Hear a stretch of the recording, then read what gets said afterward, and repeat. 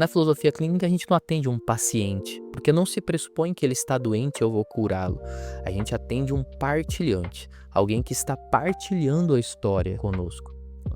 Olá, eu sou Douglas Remonato e eu sou filósofo clínico. Mas o que é filosofia clínica? Filosofia clínica é a aplicação dos estudos filosóficos em ambientes como hospitais, consultórios, escolas, com o propósito de explorar e exercitar a existência humana segundo os seus próprios princípios. Em outras palavras, é a utilização de ferramentas filosóficas acadêmicas no ambiente terapêutico. Eu gosto de dizer que a filosofia clínica parte do princípio que a pessoa que chega à minha frente na terapia, ela é estudada como se a gente realmente estivesse estudando um filósofo único, que possui uma maneira única de ver a vida, de sentir a vida, de pensar a vida. E assim o filósofo clínico, a estudar cada uma dessas pessoas como um pensador singular, acaba ali descobrindo a estrutura de pensamento daquela pessoa e como ao longo da vida dela, ela foi construindo os modos de ser, o modo pelo qual ela percebe o mundo. E a própria terapia, ela vai acontecer exatamente segundo esses parâmetros, os parâmetros da estrutura de pensamento da pessoa, de como ela já enxerga, percebe, sente, etc., a vida. E é a partir desses modos de ser que a gente vai justamente transcorrer a terapia, respeitando ela na sua singularidade. O que não é filosofia clínica? Filosofia clínica não pode ser confundida, não deve ser confundida com um simples aconselhamento filosófico. Ela possui uma estrutura, um sistema próprio, uma metodologia própria. Ela também não pode ser confundida como um ramo, um sub-ramo da psicologia, da psicanálise, ou como um tipo de mero estudo comportamental ou sociológico. Ela é o exercício da filosofia acadêmica voltada à singularidade, voltada à subjetividade, endereçando as verdades individuais de cada um e as estruturas que a sustentam. Na filosofia clínica, a gente não atende um paciente, porque não se pressupõe que ele está doente e eu vou curá-lo.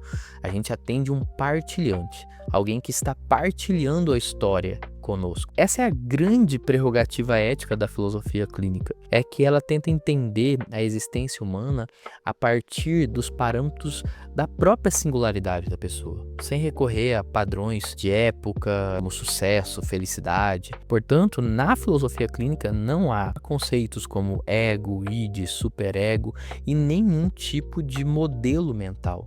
Assim como não se trabalha com nenhum tipo de patologização, não se trabalha com nenhum tipo de termo patológico, de doença, transtorno ou qualquer coisa semelhante. Como surgiu a filosofia clínica?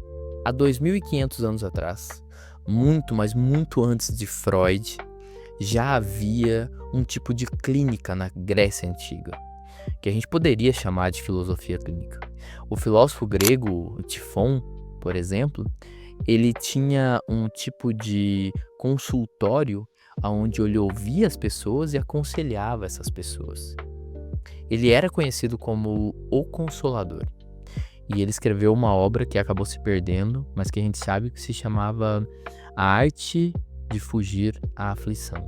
A gente pode falar que Sócrates não fazia algo tão diferente quando ele escutava e aconselhava as pessoas nas ágoras, nas praças. Posteriormente, escolas estoicas, epicuristas, adotavam uma postura muito semelhante, onde a filosofia, mais do que uma reflexão intelectual, ela tinha um caráter prático e terapêutico. E isso aconteceu muito durante toda a história da filosofia. Mais recentemente, a gente tem, por exemplo, a filósofa Maria Zambrano, que é a filósofa espanhola, discípula de Ortega y Gasset, que vai abrir um consultório, principalmente seguindo as categorias kantianas, e que é um exemplo muito claro de filosofia clínica contemporânea. O termo especificamente filosofia clínica, ele foi cunhado pelo filósofo alemão Hilarion Petzval e desenvolvidos por filósofos como o filósofo japonês Kiyokazu Yashida. E na década de 80, o termo filosofia clínica vai ganhar muita popularidade através do filósofo canadense Malinoff e a sua obra que acabou virando um best-seller, que é mais Platão, menos Prozac. Hoje a filosofia clínica ela é mundialmente famosa também por um filósofo brasileiro chamado Lúcio Pachter, que na prática hoje é um dos maiores sistematizadores da filosofia clínica. Tanto que a filosofia clínica hoje é conhecida em muitos lugares do mundo como terapia pacteriana.